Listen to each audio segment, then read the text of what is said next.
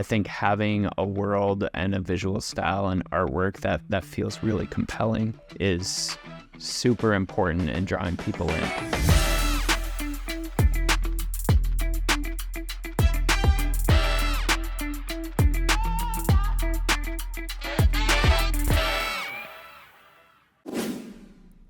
What's up, everyone? Mark here. Welcome to this episode of Masters of Crowdfunding. I just got done speaking with Ross Bruggink. He is the creator of Vicious Gardens. This was his very first Kickstarter launch, his very first game that he's created as well.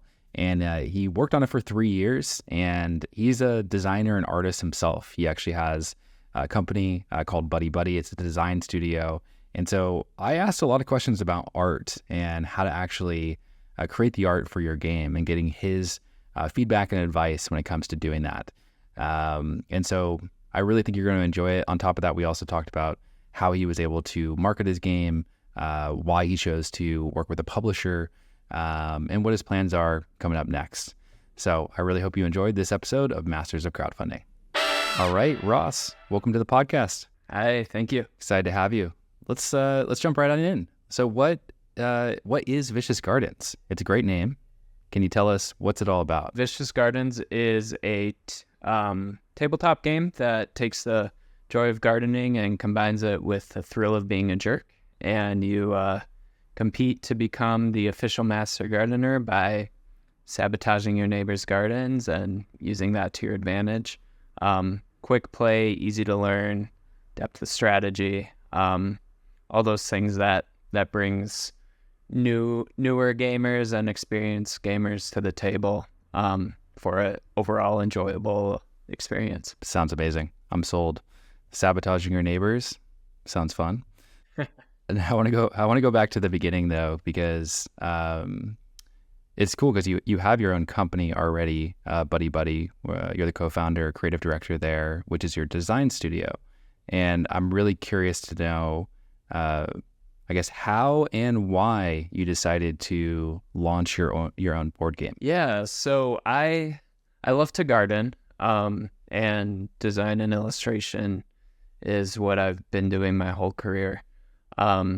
So wanted a reason to kind of take that love of gardening and illustration and create it in a form that's, that has more utility than something like posters or t-shirts or hats, something that you can actually use. So tabletop games made a lot of sense. And I love to do gaming, but it's been a lot less frequent as I've gotten older and now have a family.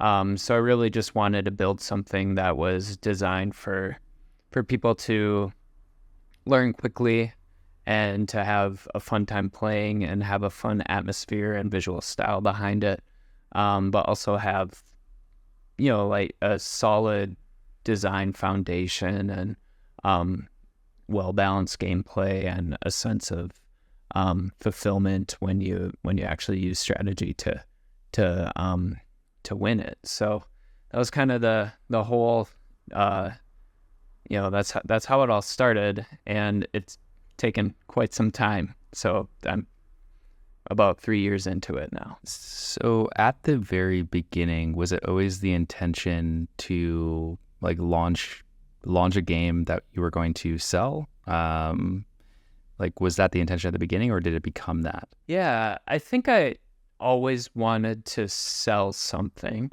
I didn't know how big or how much it would become. Initially, I just wanted to create something, but I wanted to have some sort of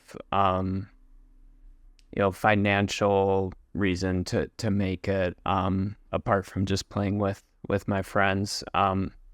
So yeah, from the beginning, I did want to make a product, and I think it's a little different than a lot of game designers where I had the theme in mind before I actually had the entire product designed or the gameplay figured out. So yeah, I I did want to bring it to market from the beginning. And why did it take so long? 3 years? Well, from what I learned, that's not terribly abnormal for a tabletop game design to come to market, but for me, it was a lot of learning just how the industry works, what constitutes a good game, doing tons and tons of play testing, a lot of stuff that I didn't really know going into it, as far as what it all entails to create a game like this. So I created several prototypes, forced my friends to play several very, very bad versions of the game, and then brought it to tabletop game conventions for designers, and got a lot of great feedback from that. And so it was just kind of like a very slow, iterative process, and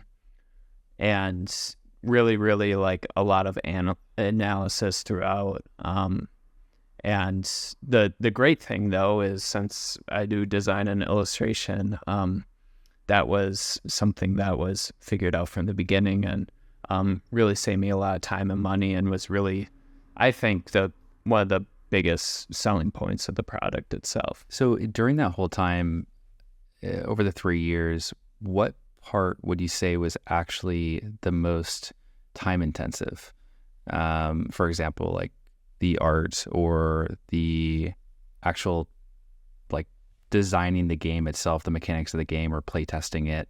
If you could point to one thing, like what made up the majority of the time? Yeah, that's a great question, because the great thing about doing this type of design is, unlike visual design, you can kind of think about it all the time. So I would think about it just constantly, like, oh, if I add this ability to the game, like, how does that affect other players playing the game? Is it fair? Does this player have an unfair advantage? So I would say just thinking about the game and all the mechanics was just a constant process. And in a lot of ways, like, it was kind of a sense of escapism, just like being able to think about this problem and solving the different aspects of the game. So I definitely think just the mechanics itself, as far as time goes, was the most amount of time that I put into it. As far as like actually sitting down and working on it, putting things on paper, so to speak, the illustrations were a constant, like, free time project, passion project for 2.5 years, coming up with the game. So I think like my actual like sit down work time was definitely all about the illustration, all about creating this world, and fun stuff that I was proud of, and felt different and unique, and like visually balanced, and had a thematic aesthetic that had a through line throughout all of the elements of the game. So I think the actual like sit down time, it was definitely the illustration and design. Got it. Yeah, and for everyone needs to go check out the game. I was telling Ross before this, it's absolutely beautiful. The illustrations. I mean, he did an amazing job. I want to talk about art, dive into art a little bit more. How important do you think art is to the success of a board game? Oh man, I'm glad you asked that, because I was thinking about that today, thinking about this interview, and I think the core of the game, like the actual mechanics, how it works, how people play their turns, like all of that stuff is obviously like essential to a game, and game designers are so good at narrowing down those specific details.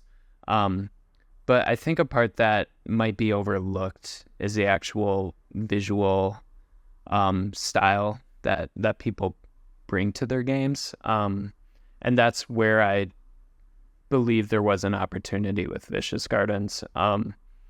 Just in having something that intrigues people visually without them having to learn or read a lot about the game, I think is an immediate hook, especially for people who are like me, who really do enjoy tabletop games, but also don't have a lot of time to invest into them.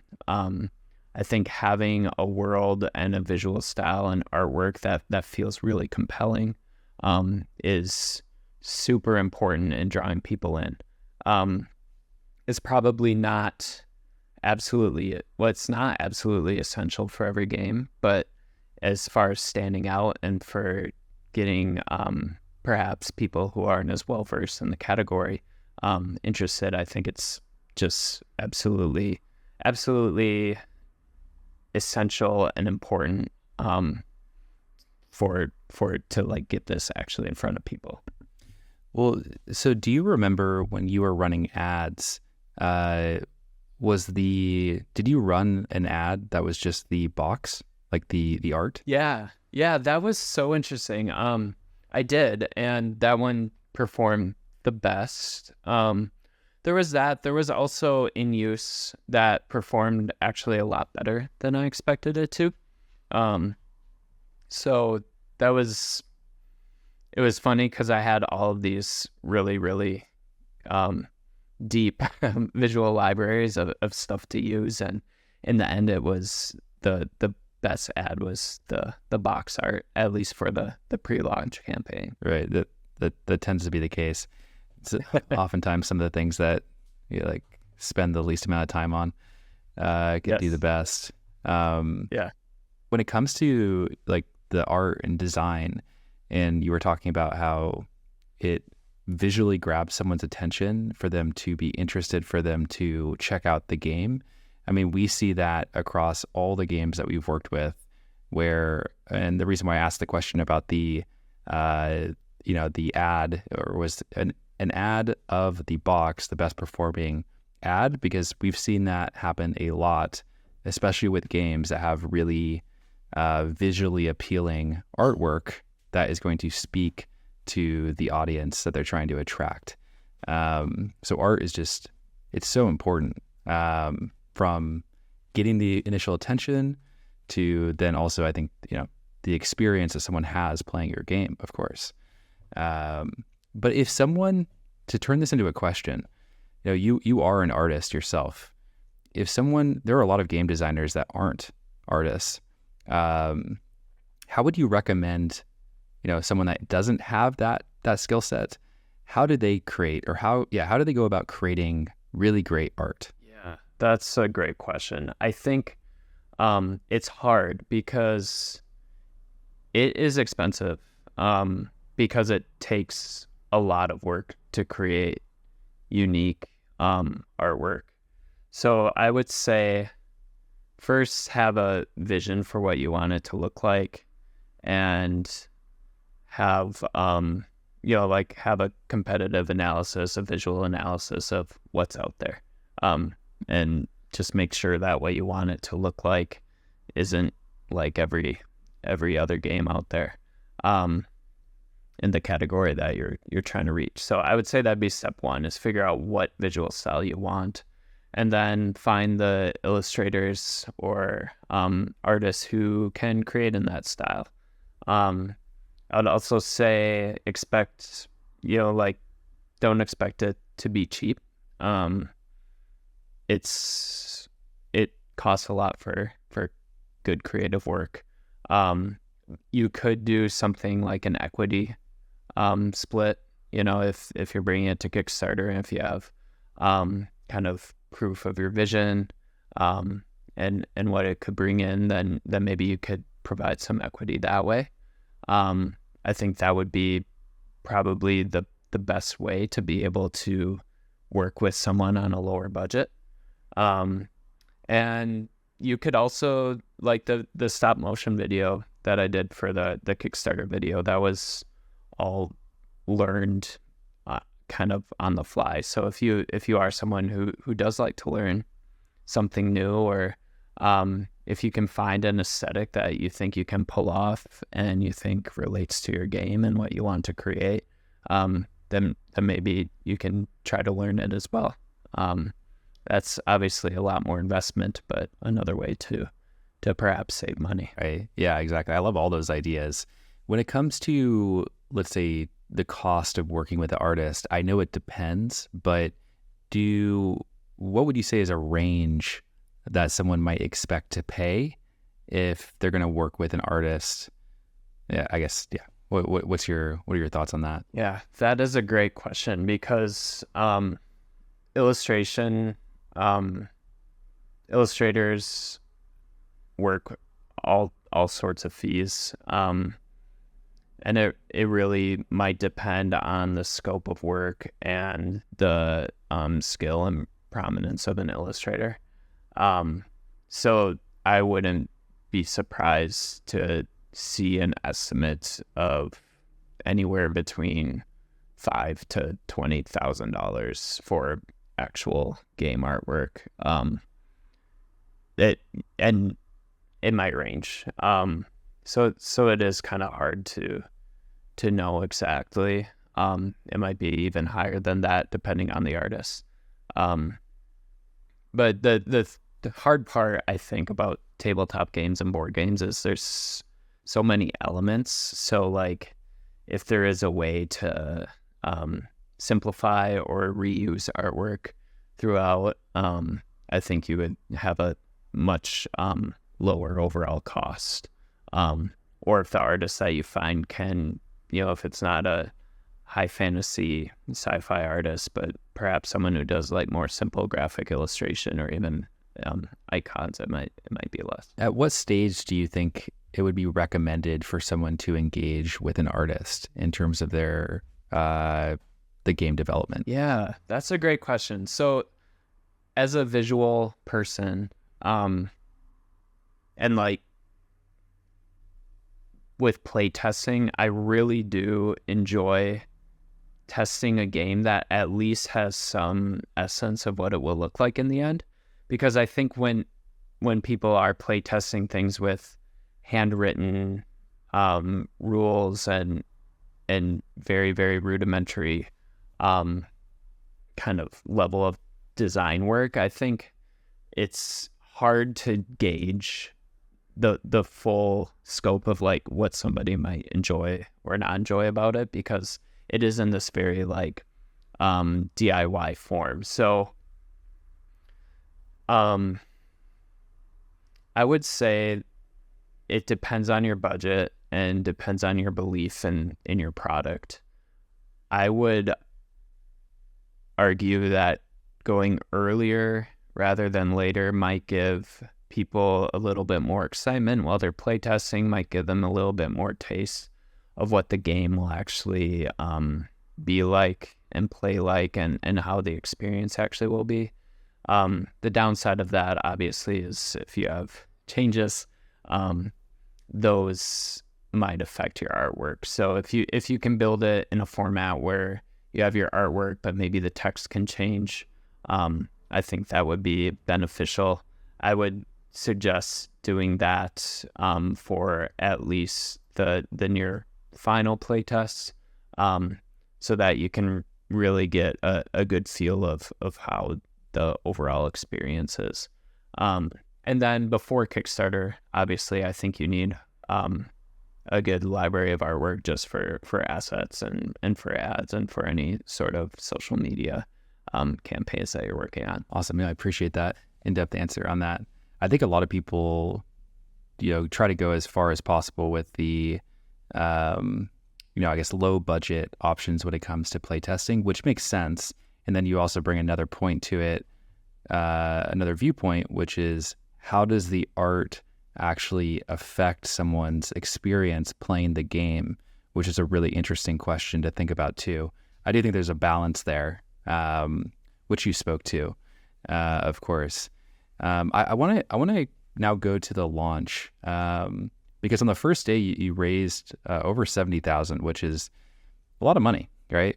In one day, and went on to raise over $500,000, which is crazy.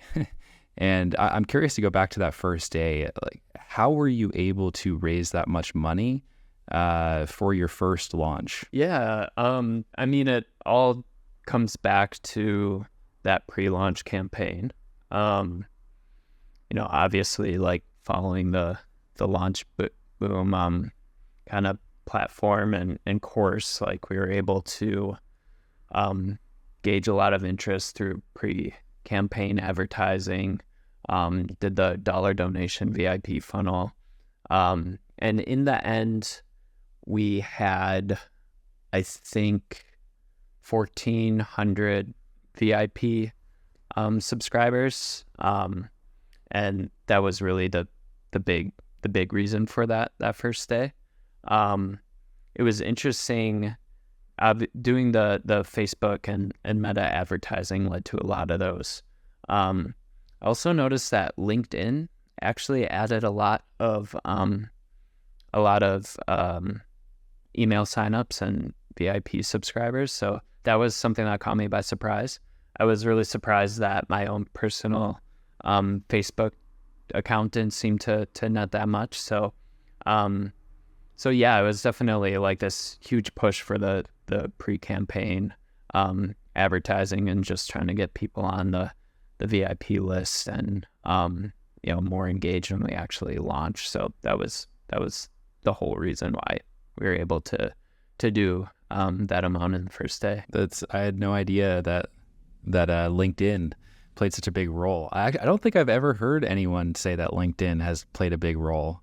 Yeah, it was crazy. And I don't know, I haven't looked closely at the analytics as far as like the conversions from posts on LinkedIn, but there was one actually like during the pre-launch that got a lot of steam, and I don't know if it's just the network and the field that I'm in, or what, but it definitely, as far as like engagement goes, that was the highest of any platform that I tried. Yeah, that is really, really interesting. It makes me think about like, are there other even platforms where you could share the progress of the campaign that might make it actually get a lot more reach, specifically around design? I was like, could you share things on Dribbble? And someone would love the artwork design, and that would actually drive some conversions. Because is there an overlap of people that appreciate good design and people that like board games? Probably, right? Yeah. Someone go try that. That's listening to this. Someone go try that idea. Like that would be very interesting. And so, yeah, the pre-launch is one part of it to get you to, the first day and set your campaign up right. But like I said before, you ended up doing over $500,000. So there was still a lot more funding that came after the first day. How did you raise those additional dollars? Yeah, I mean, I did a ton of advertising throughout the campaign. So we spent a good chunk of money on actual campaign advertising during that period. So that had a lot to do with it, which then increased our organic traffic. And I just kind of stayed on that path. It was a slow kind of growth, and then at the end, we had those last 2 days uptick there. So really, after the campaign launched, it was more just responding to people. I didn't do a ton of promotion other than emailing subscribers and doing working with the ad agency. But they kind of took care of all of the buying and targeting. So it was honestly, after launching, as far as like promotion goes, it was a lot less involvement, which was great, and it let me focus a little bit more on responding to customers and thinking about stretch goals and working with the vendors and such. That's awesome. Yeah, advertising usually plays a huge role, especially in these big launches. That's good advice for people listening, especially if it's your first time. So I saw that you also chose to work with a publisher. How did you come to that decision? Oh yeah, that's a great question. Thanks for asking that. So Pops and Bijou is who I'm working with, and they're a publisher out in Fargo. I'm in Minneapolis, and we met at Protospiel, which is the game designers conference. And I knew from the beginning that I didn't really, after this launched and after the product was created, I personally didn't want to manage fulfillment or distribution or ongoing sales. So Pops and Bijou, the game, they were interested in the game, and we've worked together on the campaign. They've had Kickstarter campaign experience, and they are really, really good at fulfillment and distribution, and we'll be working on getting the game into retail partners. And we just worked out a great relationship where I'll be doing this kind of marketing setup for the game design, etc. And then they'll kind of take it after it's launched and after we have the product in hands. So it was definitely a step of realizing what was too much for me and what I really, really needed in a partner. And it was really serendipitous that they were there, and they've been fantastic. And they've also been great partners in kind of bouncing ideas off, gameplay design ideas. So yeah, we're working together now. We're working to set up our pledge manager page, and then also working right now on setting up our final production files. So that's what we've been busy doing now. That's awesome. Could you talk about like how that deal structure is laid out? Maybe not like the exact specifics, but just for people that are trying to understand kind of like what that partnership looks like. Yeah. So I guess it's essentially a handoff where this first phase is mostly my time, and that would be the conception of the game up to the finishing of the Kickstarter campaign. So that's all me, and then after that it's going to be mostly Pops and Bijou. So we structured it that way as far as compensation and as far as expectations and responsibilities go. So then on the compensation side, does it then go majority to them, the publisher, getting the majority of the revenue? All right. Yep. But then your involvement is a lot less? Yes. Yeah. So my involvement will be essentially just kind of support and working with them if they have any sort of design updates needed. I can hop on with that, but yeah, it's more of a traditional publisher designer relationship at that point.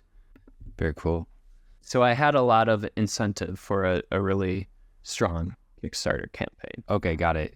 Incentive because the compensation was more heavy to you at the beginning. Is that why? Yes. Yep. Okay, got it. Okay, interesting. Very cool. Thanks for sharing that. That's awesome to know. Yeah. And then from here, are you looking to continue to design games? Yeah. It was definitely something that started off as a passion project, combination of things I enjoy, but now having seen what the Kickstarter backers looking for, and seeing what other types of games are out there, and just learning about the whole process. There's so many things that I've picked up that I really think could make the next product better, and I'm excited to apply those learnings, and just the joy of like game design is really fun too. So there's several ideas that need to come to life, and right now I'm trying to focus on preparing these production files and making sure that this game is the best it can be, but I'm itching to start the next one. Awesome. Well, we're looking forward to seeing that next one, and I really appreciate you spending your time with us on the podcast. I learned a ton, and I'm sure people listening did too. So I appreciate it. Awesome. Yeah, thanks for having me. All right. Thanks everyone for joining us. We'll see you in the next one. Bye-bye.